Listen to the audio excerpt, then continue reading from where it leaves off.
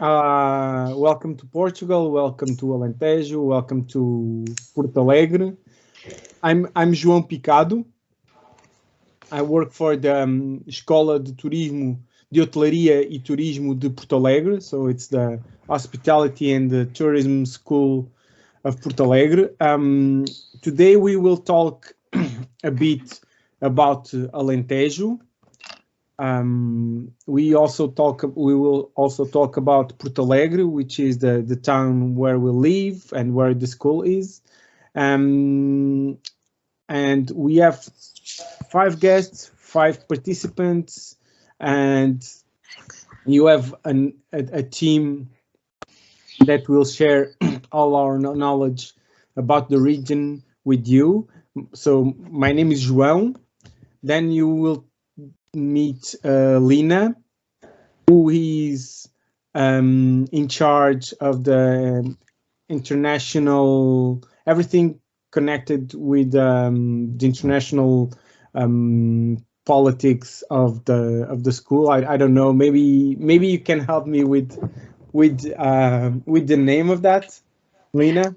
Okay, hello everybody. First of all, I am an English teacher, and then obviously I have also this job related with international affairs, mainly that. So I'm like the connection between people from abroad. So it could be Brazil, it could be Spain, it could be US, whatever. Yeah, she's from California. She's saying hi. Hi. and that's it. That's what I do for now. Welcome. Thank you. So then we have Ricardo Dias, who is in charge for all the technical side related with the classes. So Ricardo is an expert of wine, restaurant service, and bar. Welcome, Rosa. Olá from Portugal to California. Hello, lovely Católico. Hi to Philippines. So we have Lina, we have Ricardo, and we also have Miguel Picado, who is a chef. Wait a moment. We are welcoming Gary, who joined us and is also on this class. Welcome to the summer school of the tourism of the schools of tourism of Portugal. The Escola de Hotelaria e Turismo de Porto Alegre, so the Hospitality and Tourism School of Porto Alegre, is a member of the network that belongs to the Tourism of Portugal. Is one of the 12 members of school, one of the 12 schools of this network, and it's the only one in Alentejo. So we have the honor to share with you everything we know about Alentejo and the wines, the gastronomy. We also talk a bit about Porto Alegre. So first of all, I will share a video with you. Sorry. And we will talk a bit about this video is just important because we will introduce the issue, and we will talk a bit about Alentejo. Just give me a moment, please. Okay. There's no sound. So, as you see on this map, you are not sharing the screen, sorry. Sorry. I forgot. Now, are you? Now, yes. Yeah. No sound, but at least you can see the presentation. So, as you see, Alentejo, this dark blue rectangle is Portugal. I don't know if any of you ever come to Portugal. This is Portugal, and the green area is Alentejo. As you see, is the largest region, the biggest region of the country. It's like 1/3 of the country, but it's also the least populated region in Portugal. Alentejo, it's very curious because it means beyond Tejo. So Tejo is a river which is born in Spain and ends up in the Atlantic Ocean close to Lisbon. And you always, when you talk about history and history of Portugal, usually people have a perspective from the north to the south. Why is that? So Portugal became a country in the 12th century in a city called Guimarães, which is known as the birthplace of Portugal. And it was a tiny little country, in the north of Portugal. And then, with the help of the Crusaders, who were the Christian soldiers, they started fighting and conquering land to the Moors, who were living in the southern area of the Iberian Peninsula. So that's why we say Alentejo means beyond Tejo, because the perspective is from the north to the south, and Alentejo is south from the Tejo River, or Tagus River. And as I said, is the biggest region of the country, but the least populated. So we represent in area 1/3 of the country, but we only have 5% of the population. We are around 535,000 inhabitants in all the region. And for example, Porto Alegre, it's only 22,000 people, but we will talk about that later. So the economy mainly is agriculture and tourism. And about agriculture, we can say that we produce cattle, especially cows and sheep, wine, which is very big, olive oil, and cork. Then something that probably you already have heard about is Alqueva, the biggest artificial lake in Europe. It only exists since the beginning of the 21st century. So Alentejo is well known because it's a very dried area, a very dried region. But now we have water because we have an artificial lake. We built a dam and we have water now. What did this lake do to the region? It introduced a lot of changes in the economy of the region. Before of that, we could produce wine, but not probably not as much as we do nowadays. We could produce cereals, but now we can produce more olive trees, more plantations that need more water. Actually, we also send water to another regions like the peninsula of Setúbal, which is south from Lisbon, because there they have a lot of rice plantations or cultures. And the Alqueva region, the Alqueva Lake also improved the tourism in that area. Nowadays, in that lake, we have some beaches, we have more boutique hotels or bed and breakfasts. We have tourist operators that do like boat trips in the lake. And then I would like to talk a bit about cork.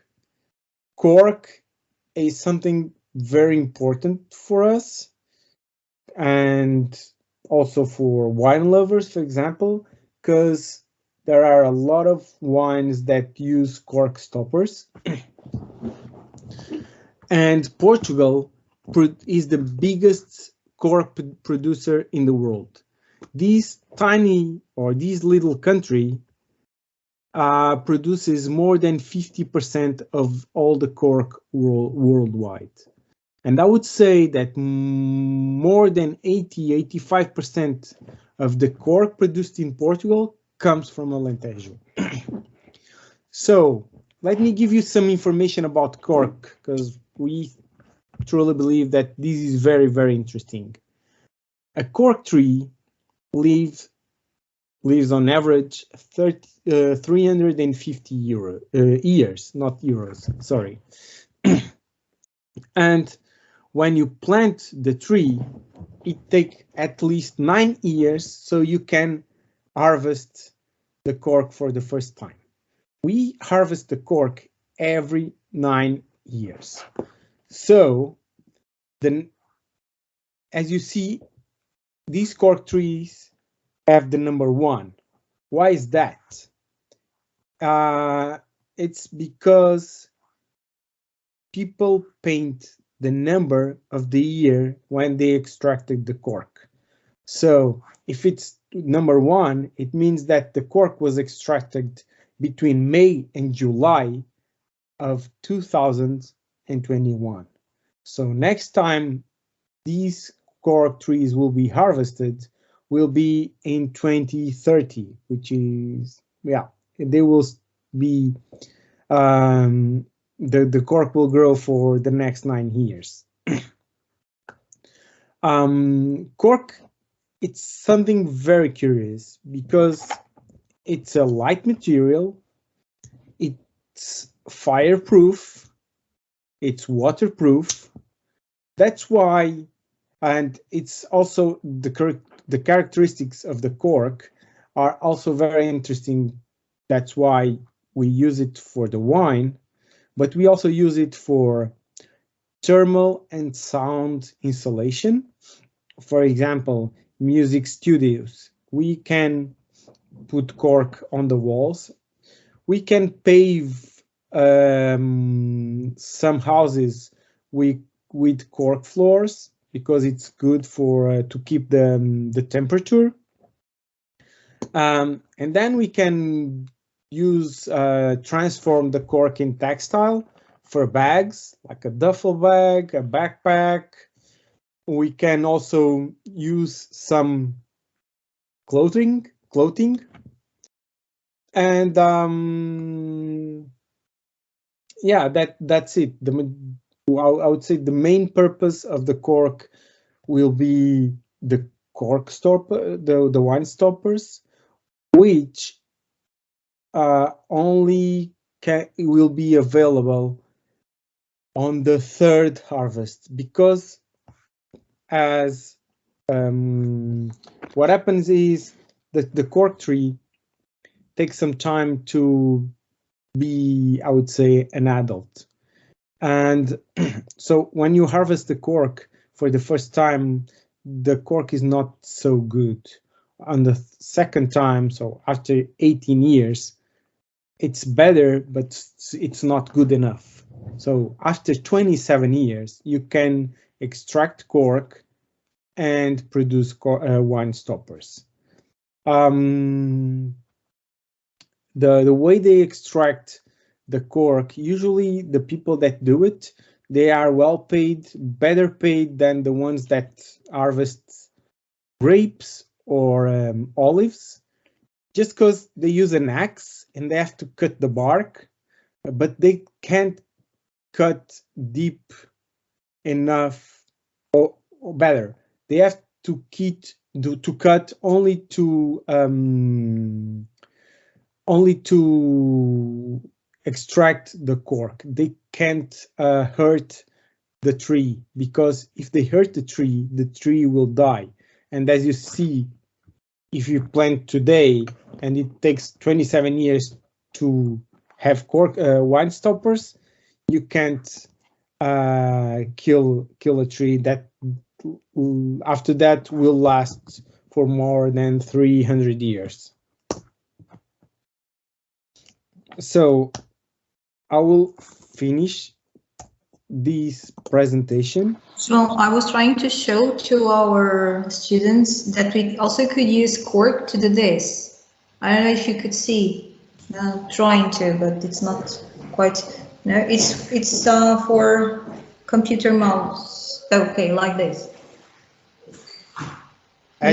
That's amazing. I would say some years ago, I gave a backpack to my wife as a Christmas gift, and she used it almost every day. And I would say that after 3 years, well, it was a bit darker because of the erosion, but it looks almost brand new. It's really amazing how cork is interesting, and that's one of the reasons why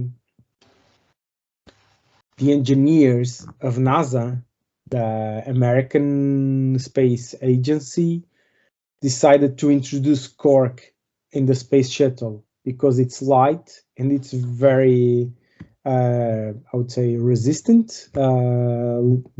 So yeah, it works really, really well.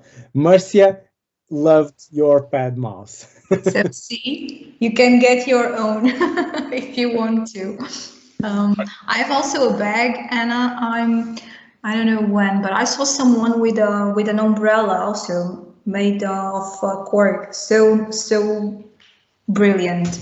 Lena, I can also show. Last week we have been in the conference on wine tourism, and our credentials were made with also cork, lanyard, but made with cork also.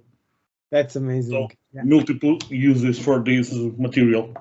Yes, and it was so hot, and no problem because it's not hot. It's so interesting.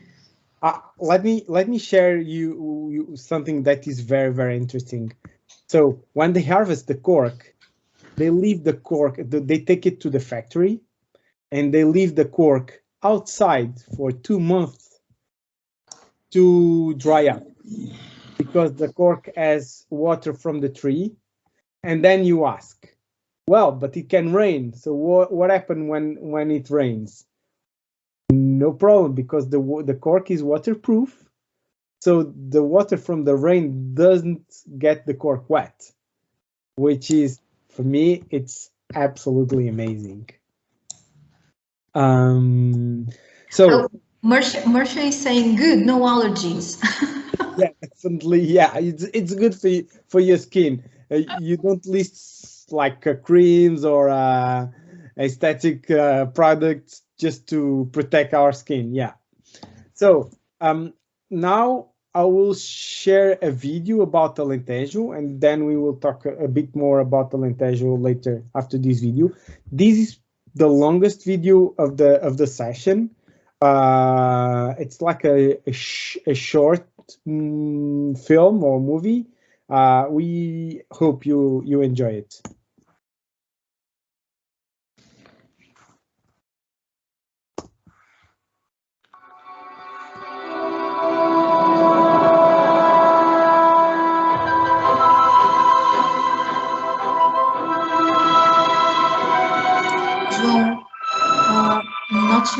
Not sharing. At least I cannot see. It's true. I'm not sharing. Sorry. Now you are. Now you are.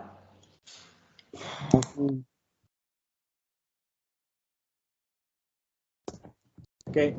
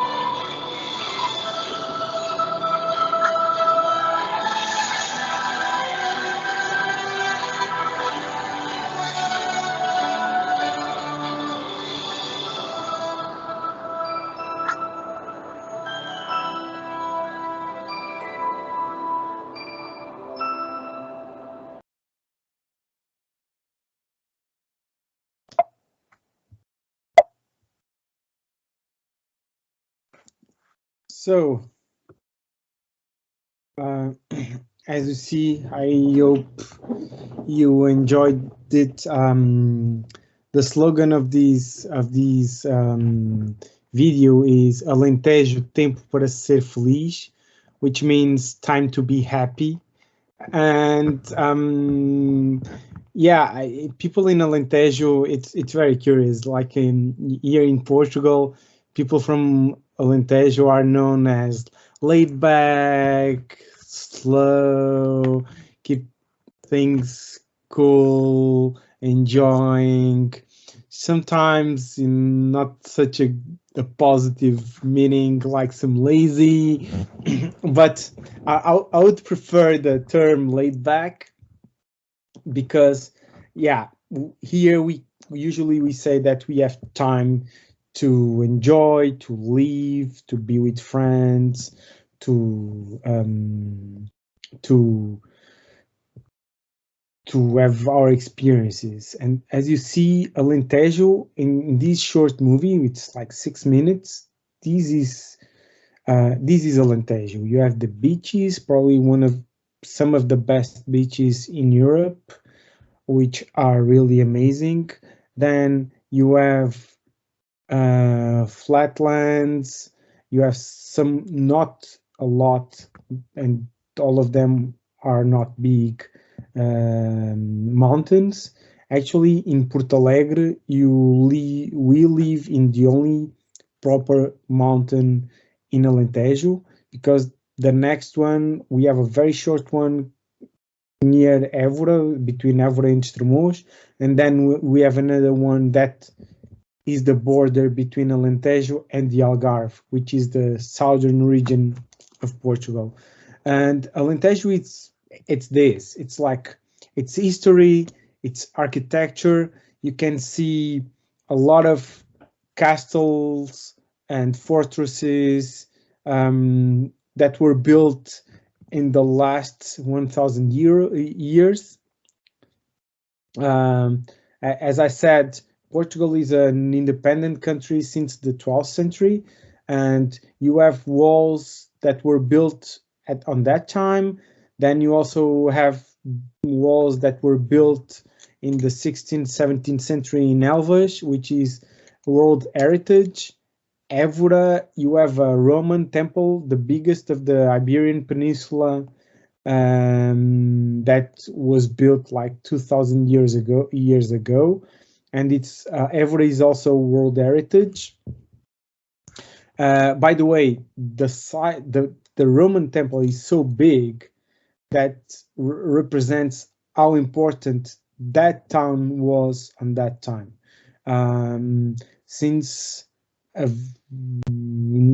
was not, it was quite recently that people thought that temple was a tribute to a goddess called Diana. But the most recent information and proofs that the archaeologists collected say that this is a Roman temple and it was a tribute to the emperor. So that's why it's so big. Yeah, but this is Alentejo. So you have a lot of variants, a lot of differences, and you will also see that when we will talk about the wine. Just something, may I? Yes, please. Even the way we sing is special, isn't it? Because we have Canto Alentejano also. Yeah, and which is also World Heritage. So we have a genre of music called canto that nowadays is sung by men and women, mostly men, but it was the songs that men sung in the past when they were like harvesting the grapes or the wheat or the olives. Men, especially men, were singing while they were working. And so it's very it's very it shows very well how people lived on that time. Yana is asking the name of the gen. So the name is Cante, or Cante Alentejano. That's the name of the gen. It's like, tell me, Lina. Sorry. Oh no, just adding some information that you said previously. When you say that Alentejanos, so people from Alentejo are, you know, kind of lazy.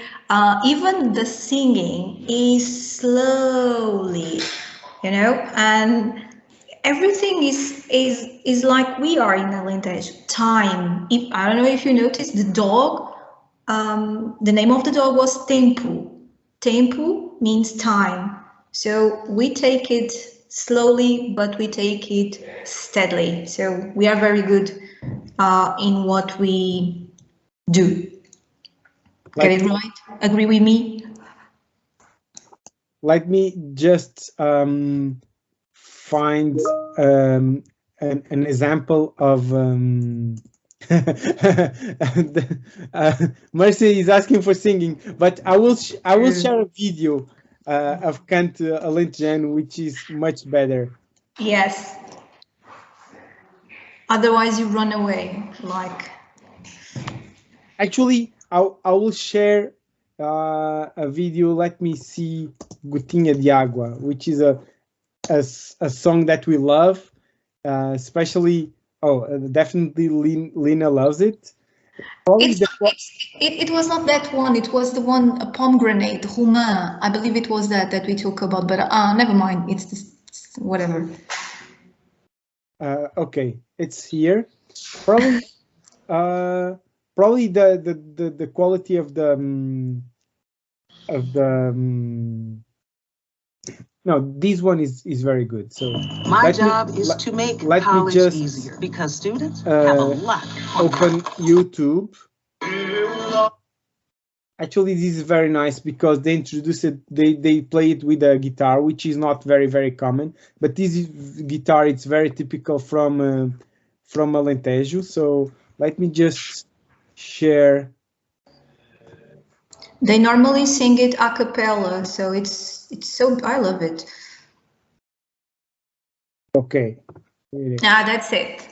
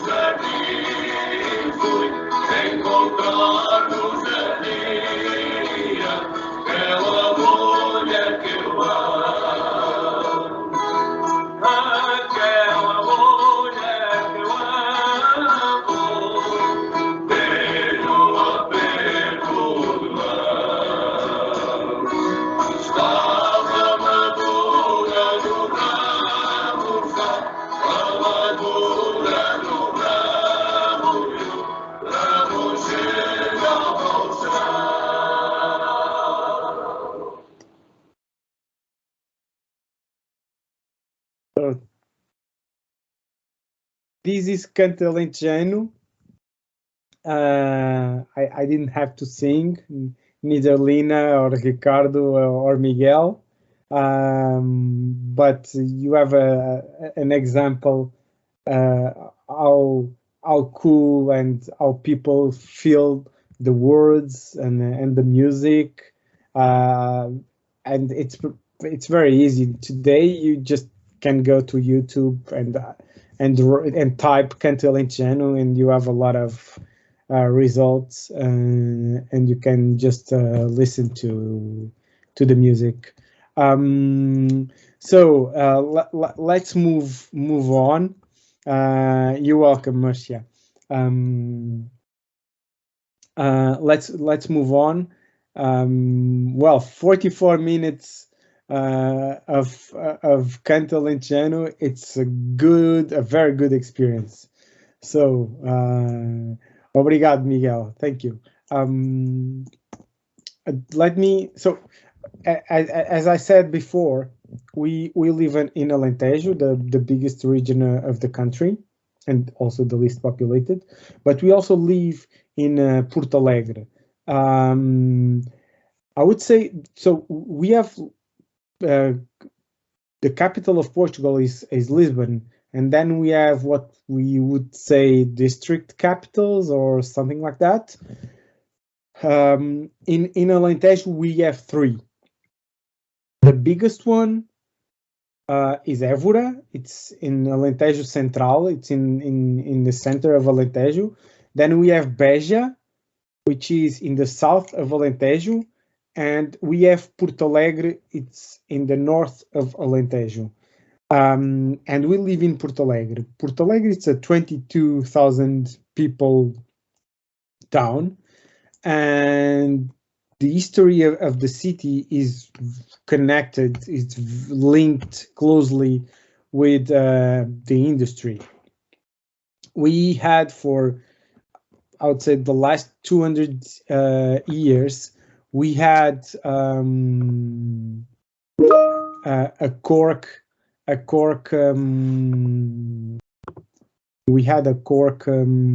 factory here, which was the biggest company in town.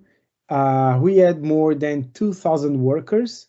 So at that time, it was like 10% of the population worked on that factory, which is a lot. And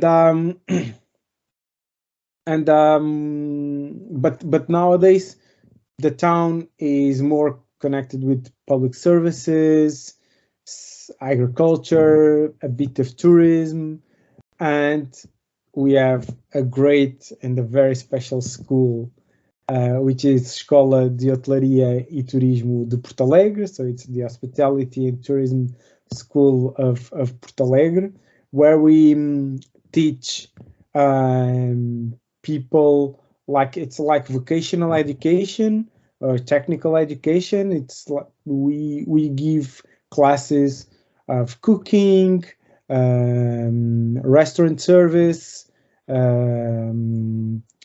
also hospitality. It's very interesting. And we are helping the tourism to develop in Portugal. I would share with you a video. We have a question in chat asking about if cork is native to Portugal, and when the first recorded historical reference to cork, and if it's pre-Roman or part of the Romanization. I can answer part of this. I don't know all the answers, at least by heart, but in Portugal, we have, it's natural that we have cork. It's native from Portugal, but it's not exclusive from Portugal. You can find cork in other countries in Europe, in Spain, in France, in southern Italy, and in north of Africa. Also, there is a lot of cork. Morocco, Algeria, Tunis, they have also cork. So it's native from Portugal also. It got not bring to Portugal by the Romans. It existed pre-Roman occupation. And what was the other part of the question? The first recorded historical reference. I can't answer this question, but it was a long time ago. They have found that the exterior part from the tree could be cut and used for many uses. Like João said earlier, it is waterproof, so since the beginning they found many uses from these, and it had rapidly it was used to serve water, to drink from it, make it a kind of a glass to drink water. It's very traditional artisanal piece in Alentejo, but I don't really know when it was the first time cork was used in Portugal. I don't know if any of my colleagues can answer this question, but I don't really know. I would say that for wine, I would say that it's a kind of recent use, just because it's like the last 250 or 300 years, or yeah, something like that. And I say recent because at the time of the Romans, they produced wine in amphoras, like what we call talla, which is like big clay pots, and they shuttle the wine on that clay pots to Rome. So they didn't use cork, or actually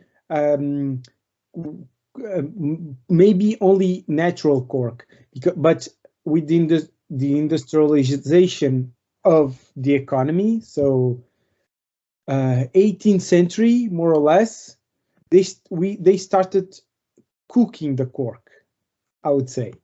What do I mean with that? So what they do, it's like when you harvest the bark, when you harvest the cork, the shape of the cork is round. So what they do is like they heat the water in a deep well, and they put the cork under water, boiling water, and the heat flattens the cork, and after that they can start working the cork. Because, for example, I would say the cork, the wine stoppers are very natural, because it's only boiled water, boiled cork, and then so it's almost natural, like it's almost raw, I would say. But for example, if you want to produce a textile, to do a dress or a backpack, they smash it and they add some glue. So they work the cork in different ways. And yes, Jana, there are some cork oak trees in California, and I'm pretty sure that they harvest the cork, but the process or the economy or the business is not as big as in Portugal.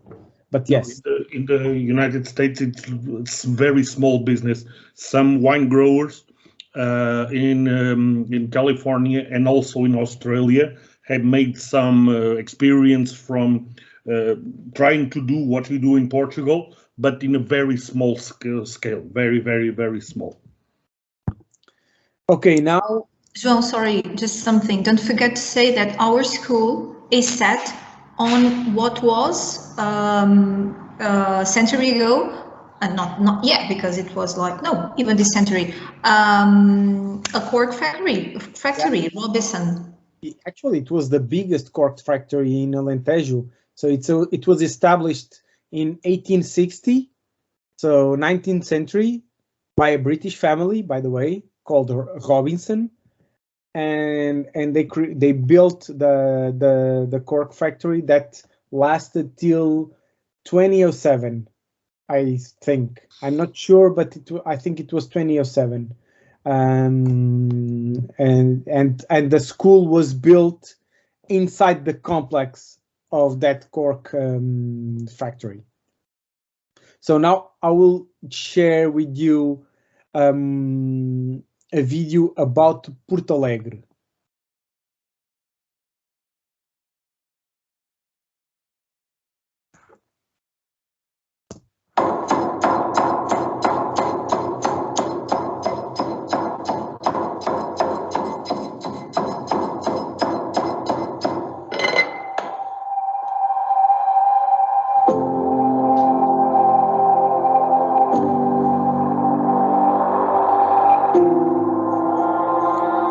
Sim, somos Alentejo.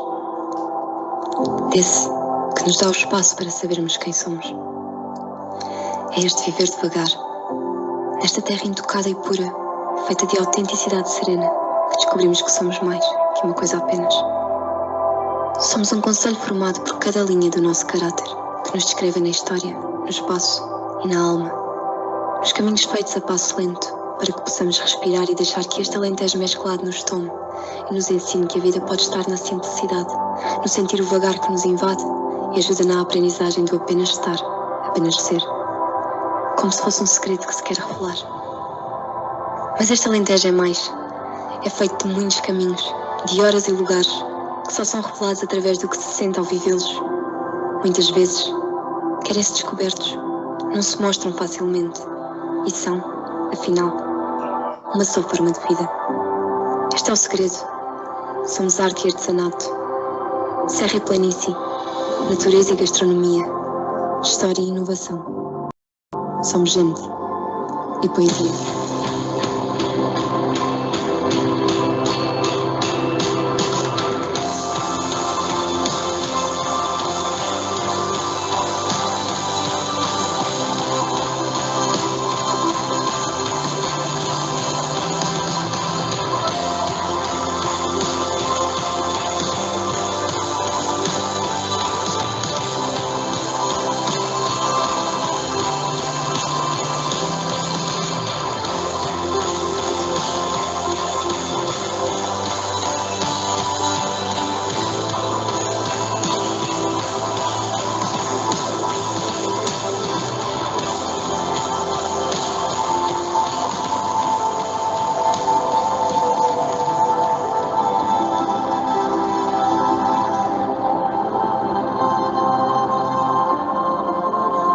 Alentejo que se mostra e vai mais longe. Entre a serra adentro tem arte régia em si. Cada linha de descoberta, um sentido. Tem esse sentir, uma verdade que nasce dentro de cada um. Uma surpresa que se transforma em razão. Só somos quando sentimos.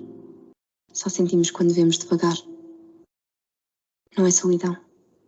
É poesia.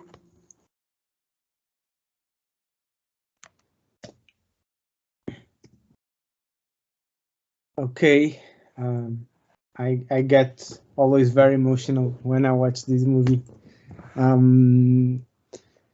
So, well, Porto Alegre is this, as you said, as you saw, it's beyond Alentejo. It's the cork factory that you watched on the screen. It's the hospitality and tourism school that you also watched on the screen.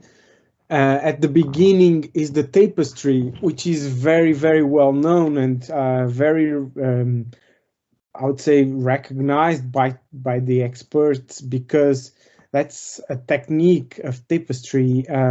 Usually we have arraiolos also in Alentejo, because it's very well known because of their rugs. But here we are not talking about rugs. We are talking about tapestry, which is like a kind of art, and the technique, it's something amazing. They can on a tapestry, they can emulate a painting of one of the biggest artists in the world. They can do it with lines and their techniques. They can do, I would say, Leonardo da Vinci, Portuguese painters. It's very, very impressive. And there is a museum in Porto Alegre that you are more than welcome to visit one day you come here, because we believe that everybody will be impressed when we see the art over there. So after talking about Porto Alegre, I don't know, Rosa is saying thank you for, okay, thank you. Oh, this might be a different question, but would you know how we could go back and view these recorded courses? We will talk about that at the end of the session, if you don't mind. Right now, we will talk a bit about the wines, because the wines from Alentejo are very well known in Portugal and fortunately more and more abroad. But we have very different wines, and Ricardo will explain us why first the wines from Alentejo are so good first, and why they are so different from region to region. Okay, thank you, João. Let me share my screen. Okay. Can you see the screen? Okay. Yes. Okay, I'll try to make this presentation in English. It will not be easy for me. I'm not used to make these technical presentations in English, but let's see. And if I have any doubt, I'll ask Lina to help me. It's going to be great. Okay, let's see. Let's talk a little bit about wines of Alentejo. I'm not going to take you a large amount of time. Why they are so different, as João was referring, because of its history. 2,000 years of history is what we have to present with our wines. When the Roman Empire, we've talked about it with the cork, and here they are again. They are an important presence in the Iberian Peninsula. When they arrived in 200 BC, they already found a wine culture in Portugal, and particularly in Alentejo. We already produced wine, we already drink wine, but the Roman Empire will help us to grow this culture and organize it. And the Romans liked our wine so much, they exported from Alentejo to Rome, and during many years, it was one of the main wines they drank in Rome. Since then, we have maintained this tradition of making this kind of old wines, old style wines, made in amphoras or clay pots, big clay pots with very different sizes, from a few liters to thousands of liters. And we call this wine vinhos de talha, talha wines or amphora wines, if you understand it better. Okay, this is the main reason why our wines are so important, because of their history. We've been making it for a long time. I think I stopped sharing, right? Okay, let's look again. And here we are. I'm going to show you about these amphora wines. I'm going to show you a small video. I tried to find a video with English audio, but they are not very good. And I found this one from a big company, a big winery in Alentejo. It's not in Portuguese, in English, but it's subtitled in English, so I think you'll understand it. Let's.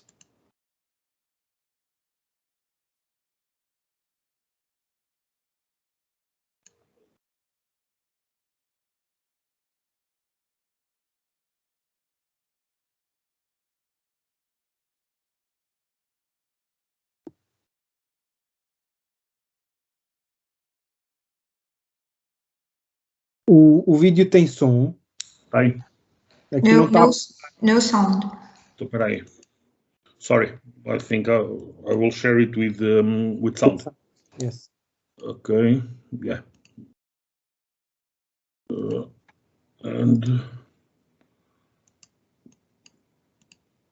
Em 2014, o Esporão iniciou este projeto Vinhos de Talha.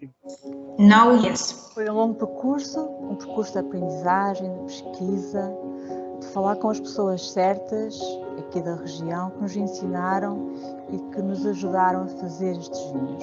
O primeiro passo foi encontrar as talhas antigas que trouxemos para a adega, que recuperamos, aprender a fazer o peixe, aprender a pesgá-las. Depois, as próprias vinhas. Quais seriam as vinhas mais adequadas para vinificar nestas talhas? Concluímos que o que nós pretendíamos mesmo mostrar são as vinhas centenárias da Granja Amareleja. Neste caso, encontramos Moreto, encontramos Roupeiro, vinhas antigas, plantadas em pé franco, solos arenosos, que têm todo o perfil para serem vinificadas aqui nas nossas talhas. As uvas chegam à adega, são ligeiramente esmagadas, são colocadas dentro da talha e são remontadas 2 vezes por dia, sempre com rodo de madeira para não ferir o interior das talhas. E aí ficam, desde que são colhidas no início de setembro até meados de novembro, finais de novembro, quando finalmente são prensadas. O peso da talha, a origem das uvas, o próprio tempo de contacto do vinho com as massas vínicas, confere ao vinho este caráter genuíno, complexo, intenso e muito único. É claramente um vinho para a mesa, um vinho gastronómico, para momentos de partilha, com pratos típicos alentejanos de preferência, que nos ajuda a descobrir e a compreender a história desta região.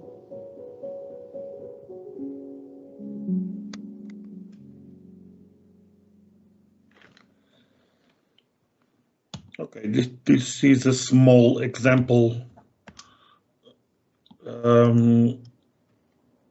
of how the history makes part of our wines and why they are so important. And next I will show you, let me share it again. Okay.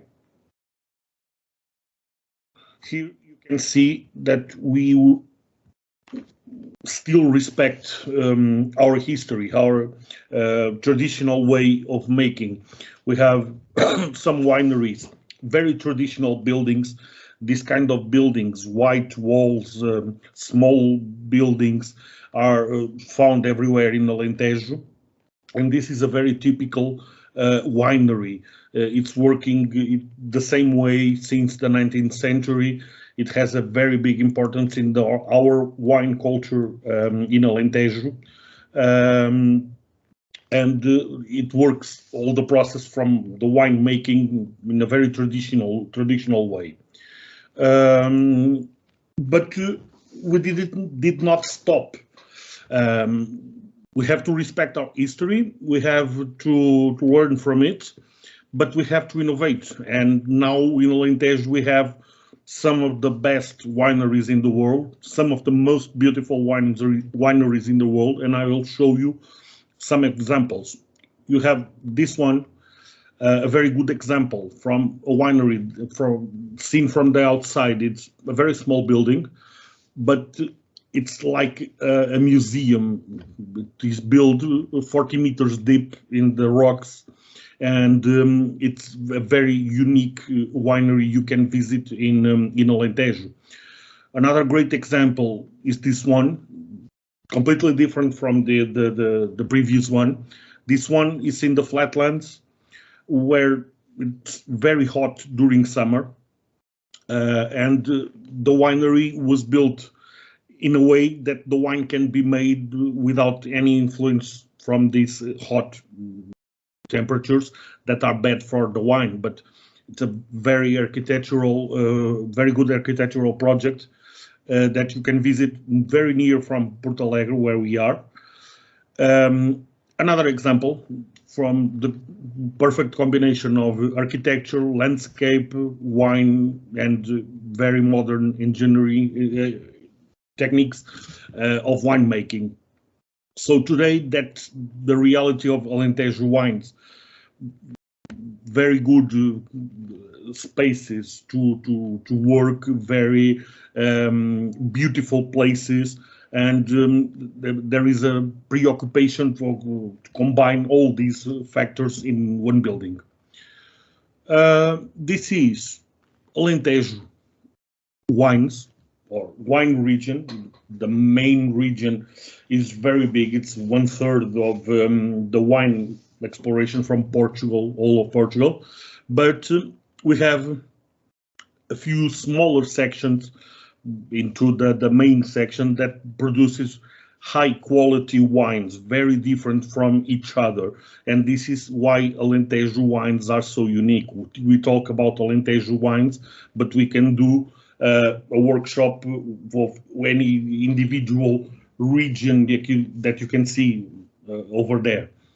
And each one, it has its own different techniques, their own different temperatures, their own different wind conditions, and they produce very different wines. And the why is explained here. In Portugal, we have 3 main factors that will influence the winemaking. Our location, it's perfect in temperature conditions and weather conditions in general. And we have 3 main influence: the Mediterranean climate, the Atlantic influence, and the continental influence that combined create very unique wines. It's not possible to replicate what we have in Portugal in other areas of the globe. We have mountains, we have flatlands, we have many hours of sun in Alentejo. You can see in that second map from the left that we have more than 3,000 hours of sunlight during the year. And we have very good conditions with temperatures, very high temperatures during the summer, as you can see in the last map, and not very low temperatures during the winter. So they are all these factors combined make perfect conditions for our perfect wines.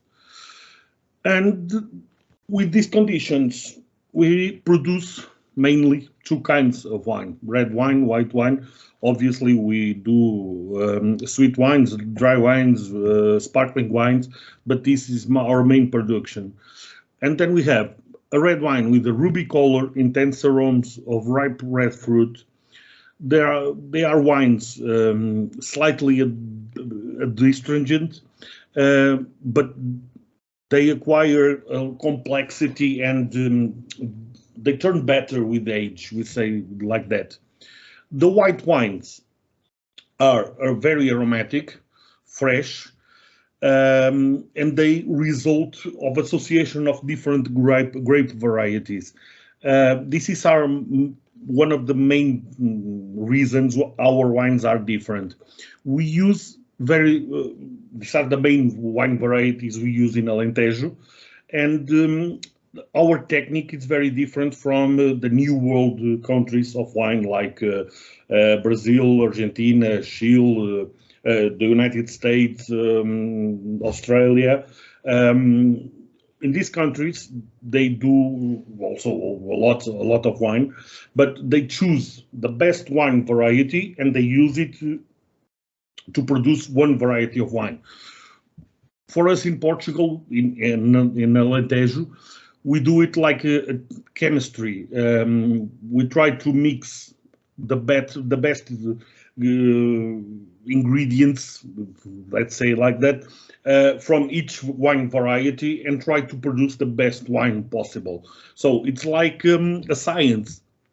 Well, it's really a science, and that's why our Portuguese wines are so different, mainly in Alentejo.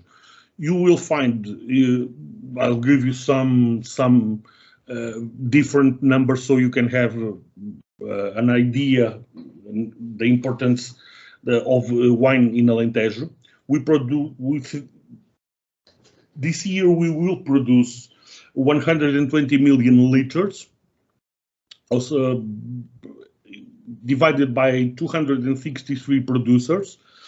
In Alentejo, we produce 37% of a national volume of wine production, and it represents 40% of the wine value sold in Portugal. And the main reason why everybody likes our wines, it's because they're cheap. They are very good, and also they are cheap. You can also, this is an official Portuguese government number, and you can buy the average price of a bottle of Alentejo wine is €4. In dollars, all about the same value. So this is why everybody loves Alentejo wines. You can drink very good wine in a very cheap value. We have a lot of producers. I'll leave you here 2 last slides with some of the main brands we have in Alentejo. It's impossible to refer them all, but some of these are the main producers that we have in Alentejo. And if you have the opportunity, when you see one of these logos in a supermarket, a wine shop, don't hesitate, try some of these. Someone was asking in the chat if I am a wine producer. No, I'm not a wine producer. I'm only teacher in this area. I have a sommelier course, and I teach every day about wine. So it's like a passion to me, but drink it, not making it. I don't know if you have any more questions. I will not bother you anymore with wine. We have other matters to attend. Well, you have no sound? Well, we have no questions till now. Okay.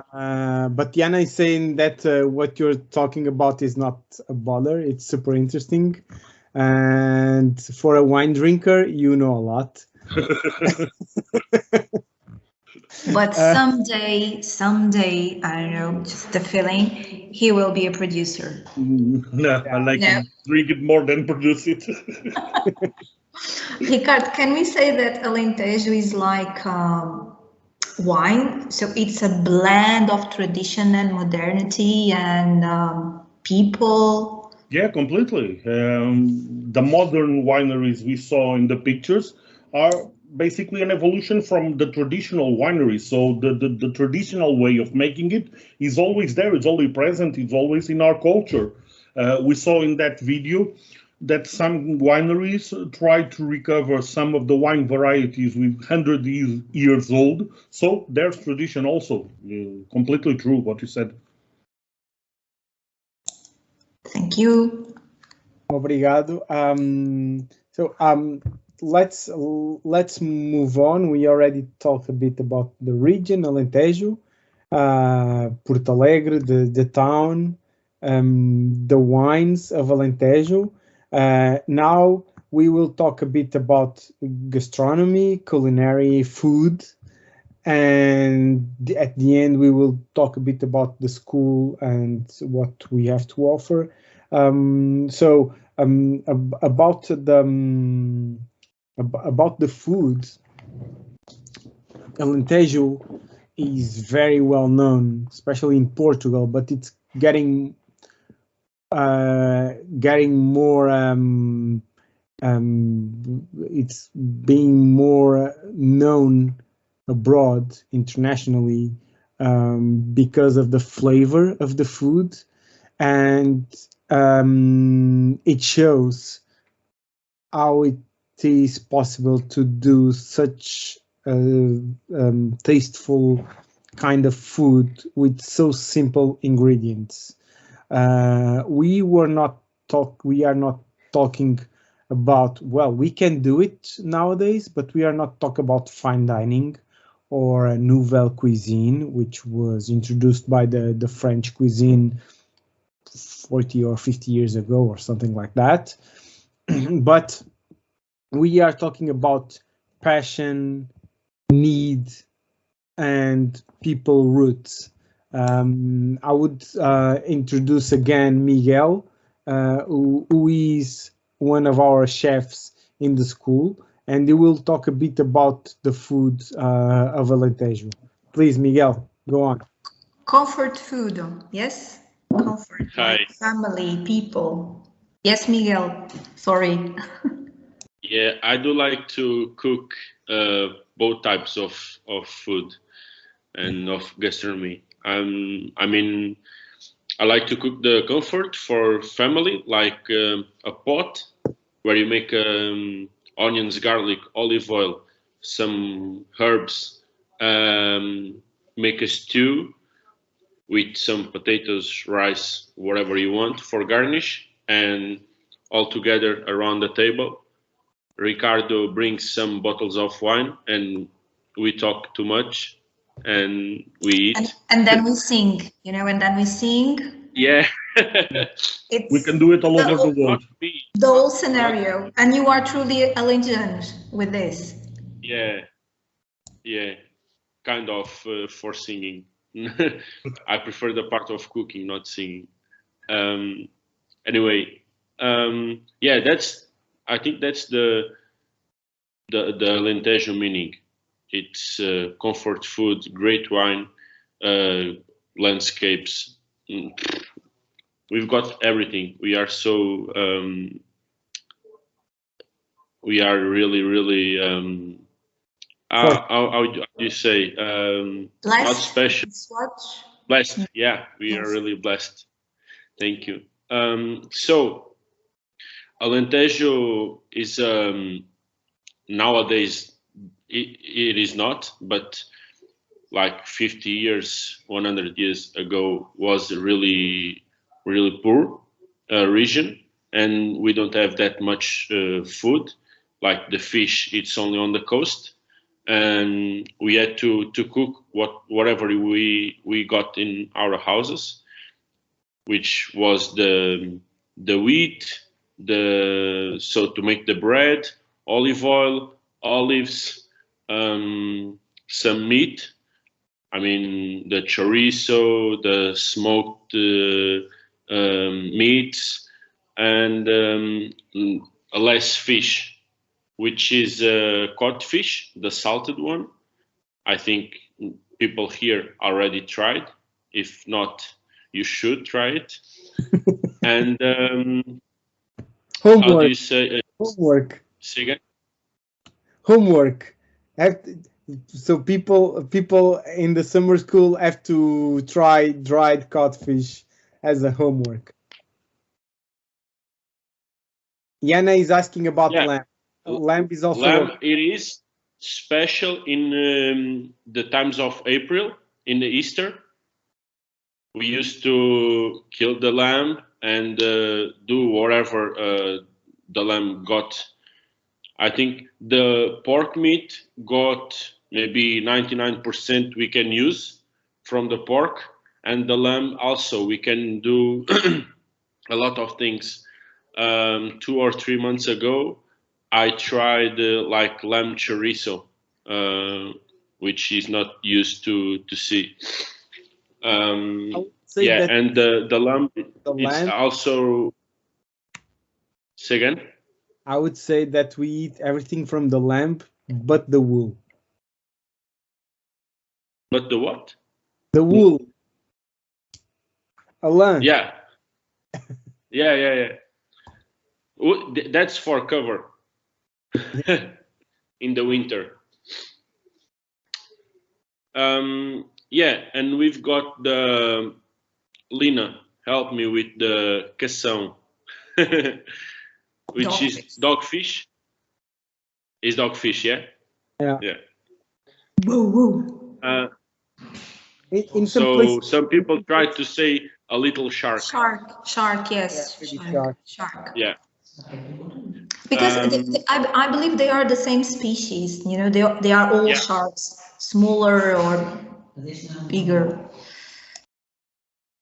Yeah, it's a type of kind of shark, and that was one of the fish who came to Alentejo, because they used to put a lot of vinegar for to conserve the fish, and when arrived was like a bit smelly, not that fresh fish you like to smell, and that flavor. And we used to make a soup which we call alhada de cação, or sopa de cação, which is a dogfish soup. Or alhada means got a lot of garlic and coriander, and yeah, and a lots of old bread, like rock hard bread. And yeah, I don't know if anyone has a question or not. I mean, the sweetness part of the gastronomy here in Alentejo, it's made with a lot of egg yolks and sugar, which is typical from the, not, how do you call it, that sweets from the doces conventuais. Convent. I would say convent sweets. Actually, there are sweets that they came from the convents because they were, well, Yana, pastel de nata is a national pastry. You can find all over Portugal, especially in Lisbon, I would say, but definitely nobody says that pastel de nata is from Alentejo. It's from Portugal. From Alentejo, you have what Miguel was saying, which is convent sweets, which are sweets that started being made after the 17th century, when the sailors started bringing sugar from Brazil, because there was no sugar in Europe before the 16th, 17th century. Before of that, we sweetened things with honey, but not with sugar. So we have that kind of sweets that actually are very, very sweet. And we use it a lot of sugar, egg yolk, as Miguel said, and in some places also all almonds. And we also have some more sweets like bulema, right, Miguel? Which is a kind of... Yeah, I was trying to put a picture of bulema here, but okay. While you find it, I'm not. It's a kind of a sweet bread. It's made of a similar dough of the bread dough, but then instead of adding salt, they add sugar, cinnamon, and in some places they also add apple, and is really, really good. And some people use it as a snack instead of having a sandwich or a ham sandwich or a cheese sandwich or whatever. They just have a bulema, which is really, really good. Talking about the desserts or the sweets from the convents, why do we use similar to massa sovada? This is bulema. Miguel is sharing, and this one is the version with apple. Without apple, you take it off the apple, and you have it's very, very good because it's juicy. The sugar, the melted sugar with the cinnamon, it's juicy, so it's really, really good. About the sweets from the convent, we use a lot of egg yolk because we use the egg white to ironing. We added egg white also to the wines in the amphoras, and also to keep hair shining, I would say. Yeah, I was about the Bulema. This one, as I showed, this is the tiny type. It's like this, but you also here in Alentejo, in a difference of 10 kilometers or less or a bit more, you also have Bulema, like a cake, like a sponge one, and that's the good thing here in Alentejo. Even the same types of food or dishes. Some village do the dish or the Bulema in one way, and in Porto Alegre does another way, and that's good, and it's a lot of variety of food and dishes. So yeah, it's a bit of our gastronomy here in Alentejo. I do really like to cook comfort food, but also I do like to cook that, but give it a twist, like a modern one. Make it prettier, smaller amounts of food, like a gourmet style. You are not here today in the morning, but we have Bulema as a snack in between a meeting, so very good. Okay, just to finish, I want to share with you a last video, which is a recipe. It's a recipe of a sorda alentejana, which is probably the simplest recipe in the world, not in Alentejo, in the world. It's very easy to do, and usually we have all the ingredients to do it almost every day. So when you arrive home starving, you don't need to ask Uber Eats. You can just do an sorda, which is probably healthier and cheaper and with much more flavor. So Yana is asking to type the word of Bulema. Oh, see, she's she's listening, because she wrote Bulema because we in Alentejo we have an accent. That's so so we don't say the I, so we say Bulema instead of Bulema. When we write it with an I. When we say it without Bulema. So brilliant, good. And if you want, just please subscribe the channel of the Escola de Turismo, the YouTube channel, because the recipe that you will see, it's available there, but next year we will start doing some more videos, and maybe we can do a video of the Bulema recipe. So let me just share the video, please.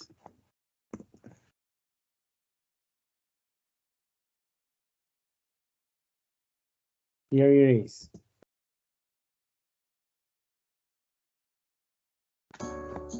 Hoje vamos fazer a sorda tradicional alentejana. Vamos começar por picar um alho. Pico já os coentros. Sim, podemos picar também os coentros. Esta é a sorda tradicional, mais simples possível, apenas com alho picado, coentros, sal, azeite e pão, de preferência pão que seja mais antigo. Para esta receita vamos utilizar aqui um pouco do alho picado, dos coentros.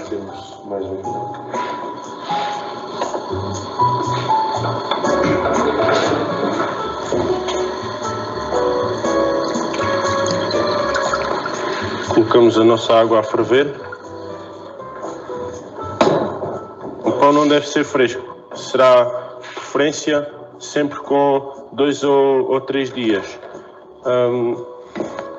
Vamos já colocar cerca de 1 colher de azeite, um bocadinho mais. Esta receita tem novas variações. Poderíamos ter uma açorda de bacalhau e aqui poderíamos também utilizar os mesmos ingredientes que temos nesta receita, mas com bacalhau. Também muito conhecida com ovo escalfado. Esta receita para 4 pessoas utilizaríamos cerca de 2 a 3 dentes de alho picados, meio quilo de pão, aproximadamente 2 litros de água, sal a gosto e à volta de 100 mililitros de azeite.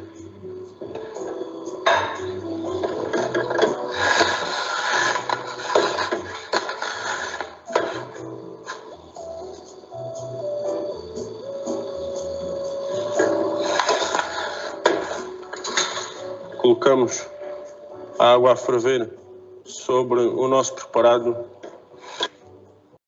um toque mais coentros por cima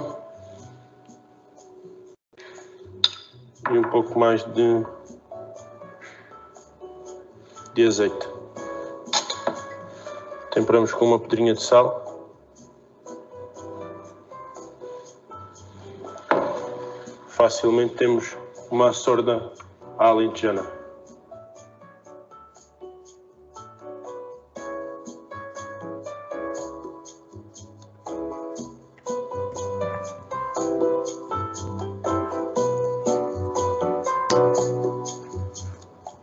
Lina.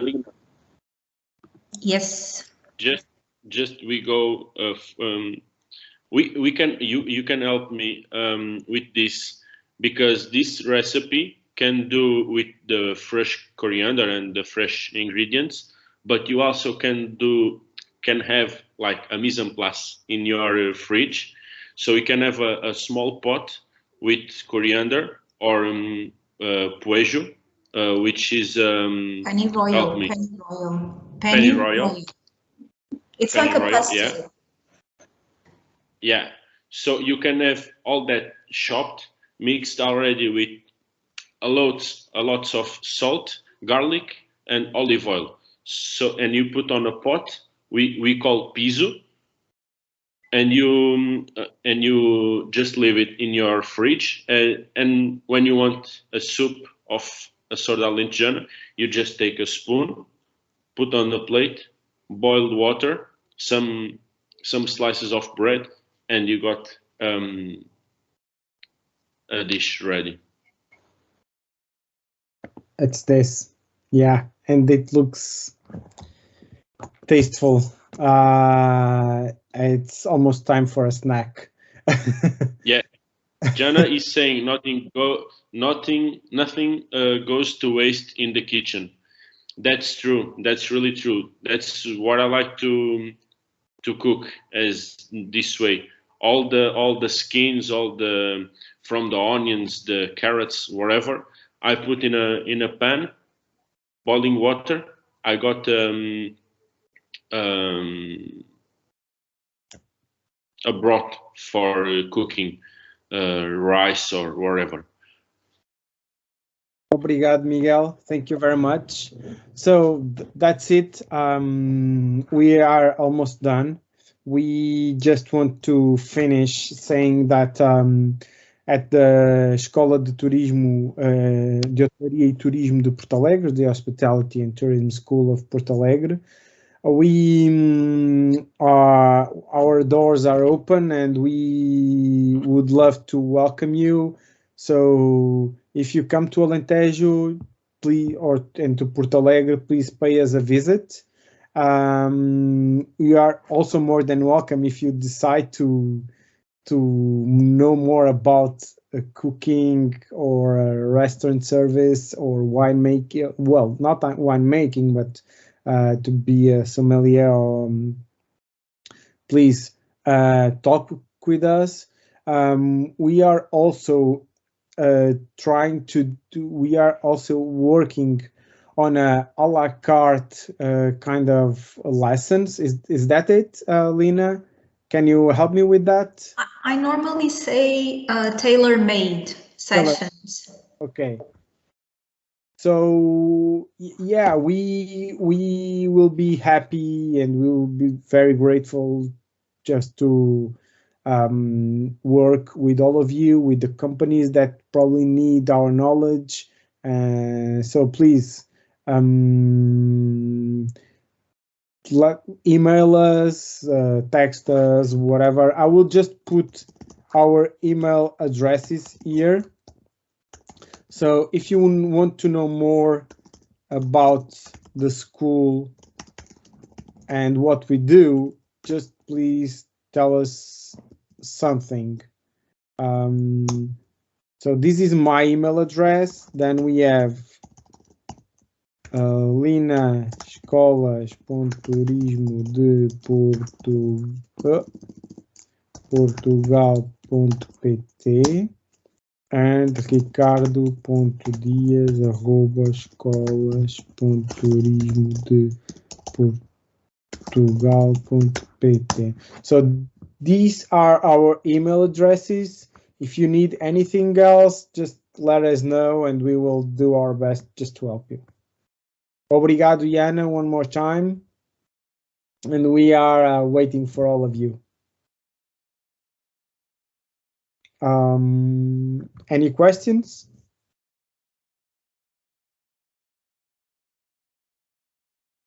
Obrigado, Mércia.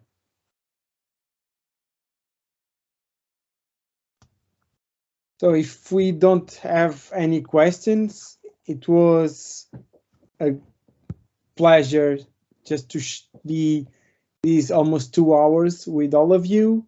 Lina, do you want to say something? No, I don't know if you want me to share information about the courses, but I don't think it's no. I don't know. We gave them the email, so if they have questions, they can put us. I always like to finish with sentences, you know, like that cha-da thing, you know. I was asking Ricardo. The punchline?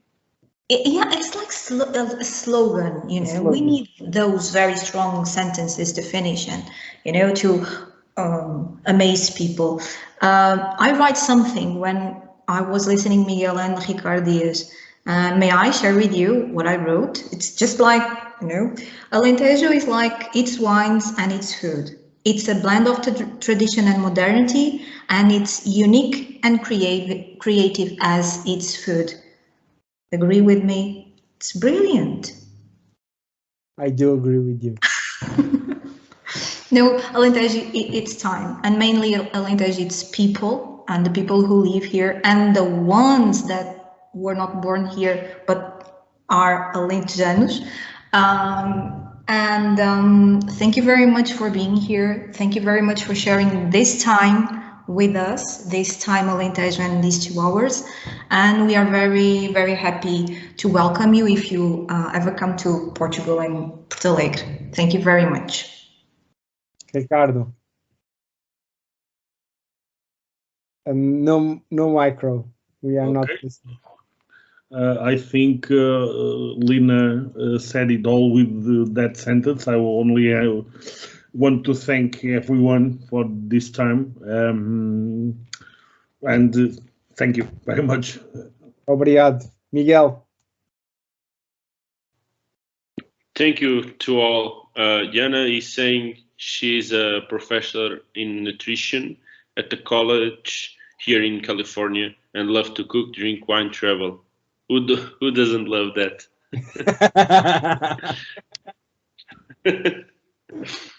Thank you very much. Thank you very much for all. Anything you need, just let us know and question wherever you want. Bye-bye. Thank you very much. Thank you. See you.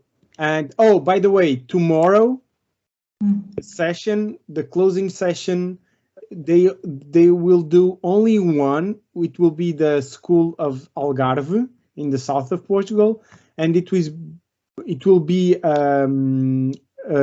English and Portuguese session, and it will be at 1:30 p.m. only. There's no session at 4 p.m. That's only one session, 1:30 p.m. local time.